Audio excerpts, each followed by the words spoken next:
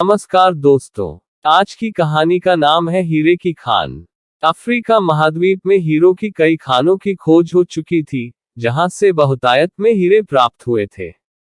वहां के एक गांव में रहने वाला किसान अक्सर उन लोगों की कहानियां सुना करता था, जिन्होंने हीरो की खान खोजकर अच्छे पैसे कमाए और अमीर बन गए।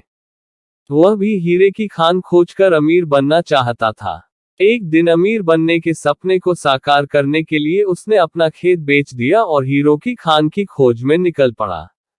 अफ्रीका के लगभग सभी स्थान छान मारने के बाद भी उसे हीरो का कुछ पता नहीं चला।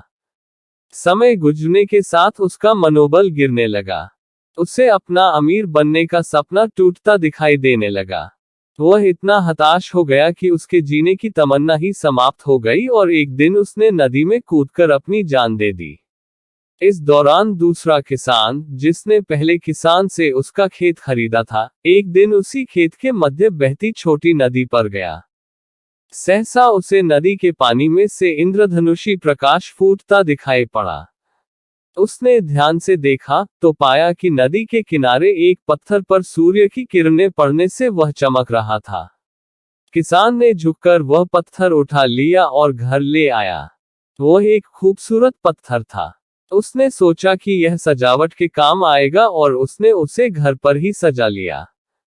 कई दिनों तक वह पत्थर उसके घर पर सजा रहा। एक दिन उसके घर उसका एक मित्र आया। उसने जब वह पत्थर देखा तो हैरान रह गया।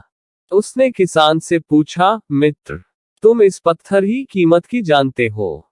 किसान ने जवाब दिया, नहीं, मेरे ख्याल से ये हीरा है, शायद अब तक खोजे गए हीरो में सबसे बड़ा हीरा। मित्र बोला। किसान के लिए इस बात पर यकीन करना मुश्किल था। उसने अपने मित्र को बताया कि उसे यह पत्थर अपने खेत की नदी के किनारे मिला है। वहां ऐसे और भी पत्थर हो सकते हैं।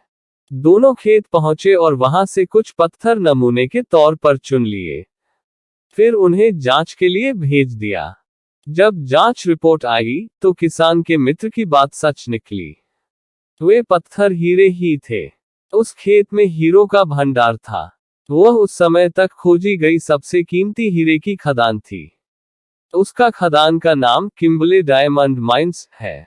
दूसरा किसान उस खदान की वजह से मालामाल हो गया।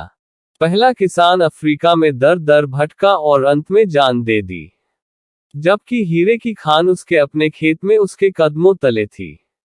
सीख, मित्रों, इस कहानी में हीरे पहले किसान के कदमों तले ही थे, लेकिन वह उन्हें पहचान नहीं पाया और उनकी खोज में भटकता रहा।